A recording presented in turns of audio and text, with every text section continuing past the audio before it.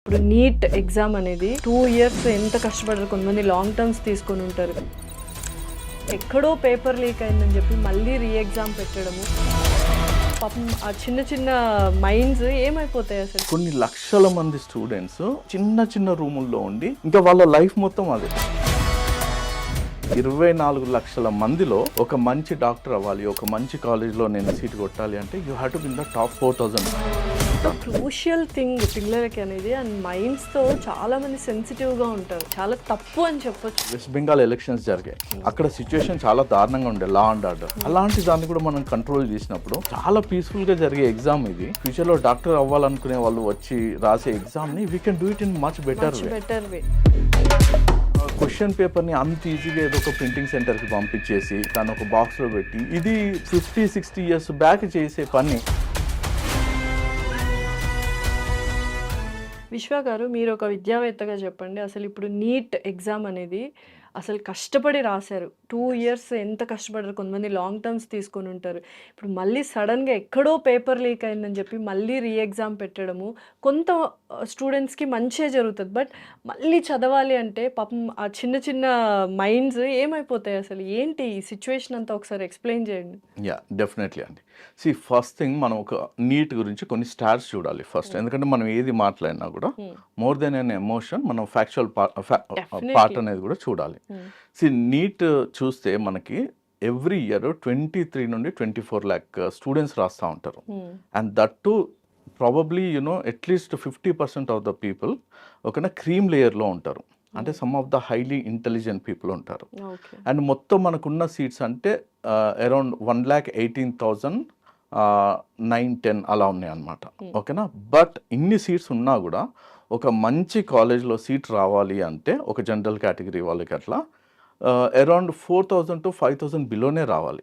అంటే 24 లక్షల మందిలో ఒక మంచి డాక్టర్ అవ్వాలి, ఒక మంచి కాలేజ్లో నేను సీట్ కొట్టాలి అంటే you have to be in the top 4,000 people. It is not even 1%. I would say that it is 0.25% of top category. అంటే క్రీమెస్ట్ ఆఫ్ ద క్రీమ్ అనమాట. అలాంటి హైలీ ఇంటెలిజెంట్ పీపుల్ని మనం టెస్ట్కి పిలుస్తున్నాం.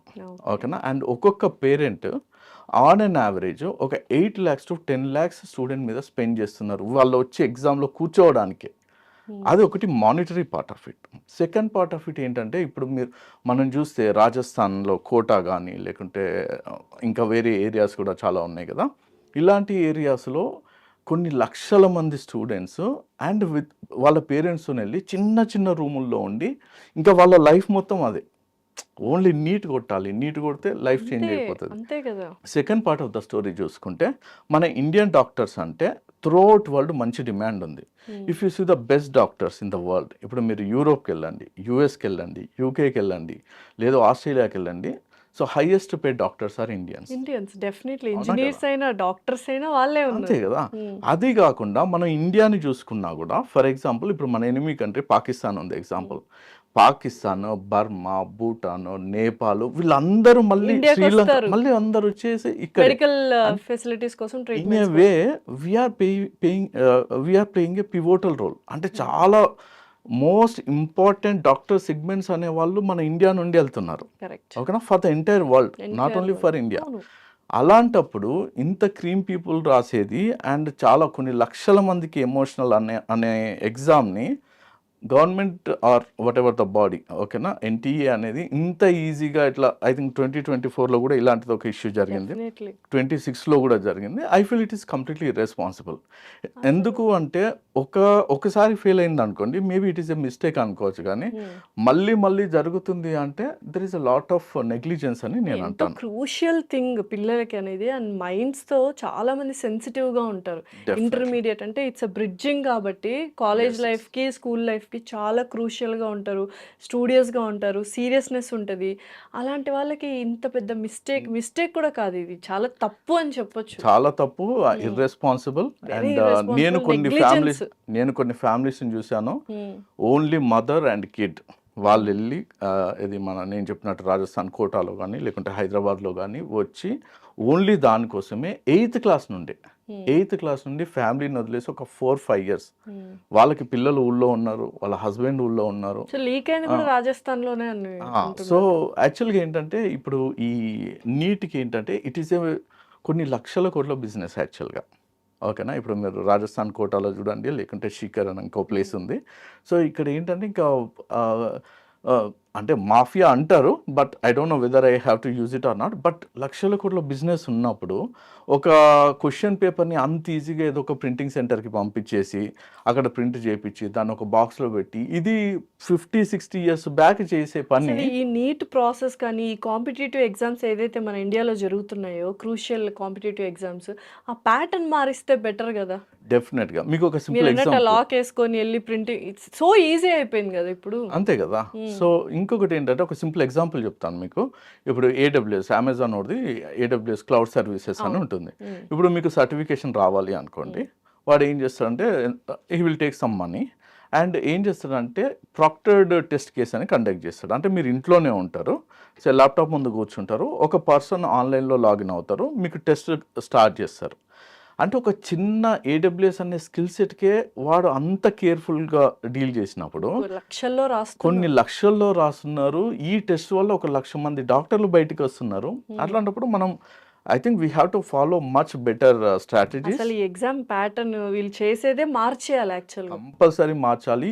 ఇప్పుడు అంటే ఏ అడ్వాన్స్మెంట్ అయింది కాబట్టి నేను ఎప్పుడు చెప్తుంటాను, ఏ వల్ల చాలా అడ్వాంటేజెస్ ఉంటాయి and it will bring in lot of efficiency. ఇప్పుడు ఒక ఎగ్జాంపుల్ చెప్తున్నాను. సే ఇదే నీట్. ఇప్పుడు మనం ఒకసారి మన ఎలక్షన్స్ గురించి మాట్లాడదాము. ఇప్పుడు ఏమంటున్నారు, జమ్లీ ఎలక్షన్స్ అంటున్నారు. అంటే ఏంటి, 100 కోట్ల మంది ఇండియన్ ఓటర్స్ని ఒకేసారి పోలింగ్ బూత్ దగ్గరికి తీసుకొచ్చి మేము ఎలక్షన్స్ జరిపి అందరూ సీఎంలని పిఎంని ఒకటేసారి సెలెక్ట్ చేస్తాం అంటున్నారు. మనకు అంత కేపబిలిటీ ఉంది, అంతే కదా. ఇప్పుడు మొన్న వెస్ట్ బెంగాల్ ఎలక్షన్స్ జరిగాయి. అక్కడ సిచ్యువేషన్ చాలా దారుణంగా ఉండే, లా అండ్ ఆర్డర్. అలాంటి దాన్ని కూడా మనం కంట్రోల్ చేసినప్పుడు చాలా పీస్ఫుల్గా జరిగే ఎగ్జామ్ ఇది. జస్ట్ ఏమంటారు, హైలీ ఆస్పిరెంట్ అండ్ ఫ్యూచర్లో డాక్టర్ అవ్వాలనుకునే వాళ్ళు వచ్చి రాసే ఎగ్జామ్ని we can do it in much better way. అంతే కదా. ఇప్పుడు ఫర్ ఎగ్జాంపుల్ అంటే if I were in their place, how to conduct an exam అన్నప్పుడు ఏంటంటే మనం కొన్ని టెస్ట్ సెంటర్స్ అనేది ఎస్టాబ్లిష్ చేయాలండి. టెస్ట్ సెంటర్స్ ఎస్టాబ్లిష్ చేసేసి ఇప్పుడు చాలామంది ఎట్లా అవుతుందంటే వాళ్ళు చాలామంది స్టూడెంట్స్ నేను వింటుంటాను, వాళ్ళకి ఆధార్ కార్డు కావాలంటారు. సో వీళ్ళు ఏదో ఆధార్ కార్డు తీసుకొని వెళ్ళిపోతారు, ఇందులో సేమ్ నీ ఫేస్ లాగలేదు నువ్వు బయటికి వెళ్ళిపో అంటారు. లేదు వాళ్ళు ఒక ఈ కాపీ తీసుకెళ్తారు, ఆధార్ కార్డు ఫోన్లో తీసుకెళ్తారు. మాకు ఇది అవసరం లేదు, ఫిజికల్ కాపీ తీసుకురమ్మంటారు. అంటే మళ్ళీ వీళ్ళు పరిగెత్తుకుంటూ వెళ్ళాలి, ఎక్కడో జిరాక్స్ సెంటర్ ఉంటుంది. ఎగ్జామ్ 15 నిమిషాలు 20 నిమిషాలు ఉంది అన్నప్పుడు ఇలాంటివి పెట్టని అవసరం లేదు కదా. Scanner A technology I scanner use మన ఎయిర్పోర్ట్ లో ఉంది కదా, డిజియాత్ర ఉంది కదా. ఇప్పుడు మంచి టెస్ట్ సెంటర్స్ అనేది పెట్టేసి ఓకేనా, మొత్తం డిజి యాత్ర లాగా పెట్టేస్తే ఫస్ట్ థింగ్ ఏంటంటే అథెంటికేషన్ అనేది బాగుంటది కదా. డెఫినెట్లీ అంతే కదా, ఎక్కడ మిస్యూజ్ అవ్వదు, వేరే స్టూడెంట్ వచ్చి రాసాడన్న కంప్లైంట్స్ ఉండవు, ఏముండదు, ఈజీ అయిపోతుంది ప్రాసెస్. ఎగ్జాక్ట్లీ. ఇంకొకటి ఏంటంటే మనం ఎందుకు అసలు ఈ పేపర్లో టెస్ట్ పెట్టాలి. ఇప్పుడు ఫర్ ఎగ్జాంపుల్ 1,00,000 క్వశ్చన్స్ క్రియేట్ చేయండి, క్రియేట్ చేసి వాటిని లో మీడియం హై కేటగిరీ కింద పెట్టేసి వాటిని ఏం చేయాలంటే సో దాన్ని ఒక్కొక్క స్టూడెంట్కి ఒక డిఫరెంట్ క్వశ్చన్ ప్యాటర్న్ ఇచ్చి వాళ్ళకి ఒక స్కోర్ ఇచ్చేసాం అనుకోండి, ఒకటేసారి ఇన్ని లక్షల మందికి కండక్ట్ చేయాల్సిన అవసరం కూడా లేదు. అంటే there are lot of better ways. ఇట్లా మనం డిజిటల్లీ ఎన్క్రిప్టెడ్ పేపర్స్ పెట్టచ్చు, and I mean to say test papers, and directly through internet and using computer చేయొచ్చు, లేదు టెస్ట్ సెంటర్స్ పెట్టచ్చు. There are lot of options available.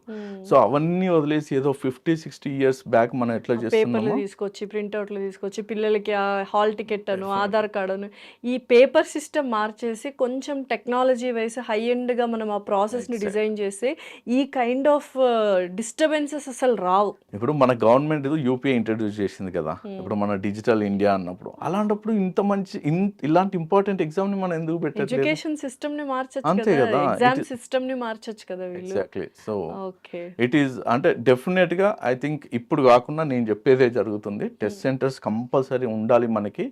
And అందులో కూడా ఏంటంటే ఒకటే క్వశ్చన్ పేపర్ ఇస్తే ఎవరికైనా ఈ చీట్ చేసే ఛాన్స్ ఉంటుంది.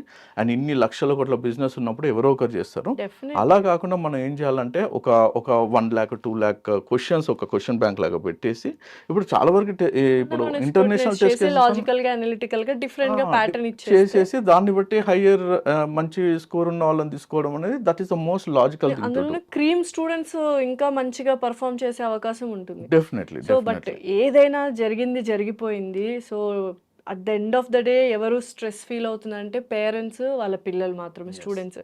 వాళ్ళకి ఏమని సజెషన్ ఇస్తారు అంటే this is a very sad situation really. So what do you want to suggest them? ఏమని ధైర్యం సో చెప్పాలి? ఫస్ట్ థింగ్ ఏంటంటే నేను పేరెంట్స్కి చెప్పాలనుకునేది అంటే ఓన్లీ నీట్ అనే కాదు, ఈవెన్ ఐఐటి జేఈ అయినా, నీట్ అయినా, యూపీఎస్సీ అయినా కూడా ఫస్ట్ థింగ్ పిల్లలకి ఎవరికైనా కూడా వాళ్ళు ఫెయిల్ అవుతారు అనే కంటే వాళ్ళ పేరెంట్స్ ఫీల్ అవుతారు అనేది చాలా ఎక్కువ ఉంటుంది.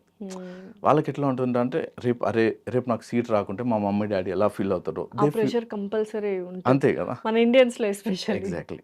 సో మోస్ట్ ఇంపార్టెంట్ థింగ్ నేను చెప్పేది ఏంటంటే ఇప్పుడు మొత్తం 27 లక్షల మందిలో నీకు 5,000 కంటే తక్కువ లోపు ర్యాంక్ రావాలనేది it is not an easy thing. అంటే అది అందరూ అలా స్కోర్ చేయాలి అని మనం ఎక్స్పెక్ట్ చేయడం కూడా కరెక్ట్ కాదు. ఇంకొకటి ఏంటంటే ఇప్పుడు ఒక 20 years బ్యాక్ అనుకోండి, మనకు ఓన్లీ నువ్వు ఇంజనీర్ అన్న కావాలి, డాక్టర్ అన్న కావాలి అన్నట్టు ఉండేది. సో ఇప్పుడు there are lot of opportunities. ఇంకొకటి ఏంటంటే ప్రతి మనిషికి ఓకేనా, we don't know what we're destined to, మనం ఏం అవ్వాలి ఫ్యూచర్లో అనేది అది మనకి రాసిపెట్టి కూడా ఉండొచ్చు కదా. సో ఒక జేఈలో ఫెయిల్ అయినంత మాత్రాన, లేకుంటే ఒక నీట్లో ఫెయిల్ అయినంత మాత్రాన ఓకే ఇంకా నువ్వు లైఫ్లో ఏం పనికి రావు అనుకోవడానికి అంతే కదా. సో చాలా ఆపర్చునిటీస్ ఉన్నాయి and they may achieve something much much better in their life. Actually అన్నిటికంటే ముందు ఏంటంటే ఫస్ట్ వాళ్ళకి ధైర్యం ఇవ్వండి.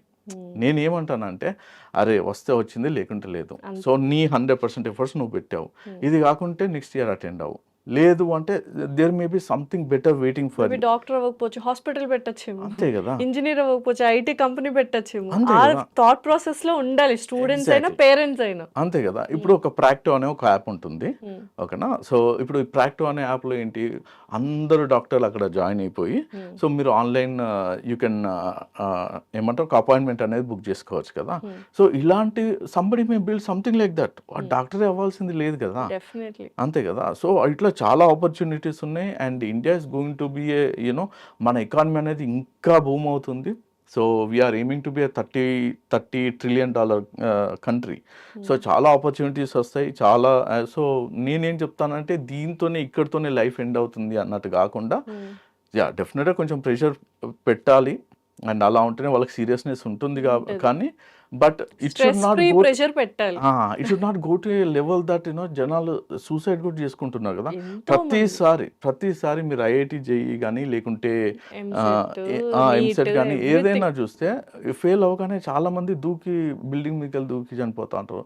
అంత అవసరం లేదు కదా. అంటే ఎస్పెషల్లీ ఈ ఎరాలో అయితే చాలా ఆపర్చునిటీస్ ఉన్నాయి and they can do lot of wonderful things other than just becoming a software engineer or like only IIT only AIMS లోనో ఇట్లా చేయాల్సిన అవసరం ఏం లేదు. చేస్తే it is well and good. వాళ్ళకి ఆ ఆస్పిరేషన్ ఉండి వాళ్ళకి ఆ ప్యాషన్ ఉంటే definitely we have to push them. But మన ఆస్పిరేషన్స్ని పిల్లల మీద రుద్ది we should not push them to A level ఏంటంటే వాళ్ళు అరే నేను లైఫ్లో ఫెయిల్ అయ్యాను at the age of 18 years or 20 years అరే నేను లైఫ్లో ఫెయిల్ అయ్యాను అనే ఫీలింగ్ వాళ్ళకి రాకూడదు. ఎందుకంటే యాక్చువల్లీ వాళ్ళ లైఫ్ అప్పుడే స్టార్ట్ అవుతుంది కదా. అది పేరెంట్స్ బాధ్యత. డెఫినెట్లీ. ఎందుకంటే ఆ ఏజ్లో వాళ్ళకి ఏం తెలియదు కాబట్టి. సో మీరు అన్నట్టు India is going to B top most country in future. Down the line 10 to 15 years lot of opportunities ఉంటాయి. ఇంజనీర్ డాక్టరే కాదు బోల్డ్ అన్ని కోర్సెస్ ఉంటాయి. సో సార్ లాగా బోల్డ్ అంతమంది డేటా అనలిటిక్స్ని ప్రిపేర్ చేస్తారు, తయారు చేస్తారు. So definitely thank you so much విశ్వ గారు. Thanks a lot. థ్యాంక్ యూ అండి.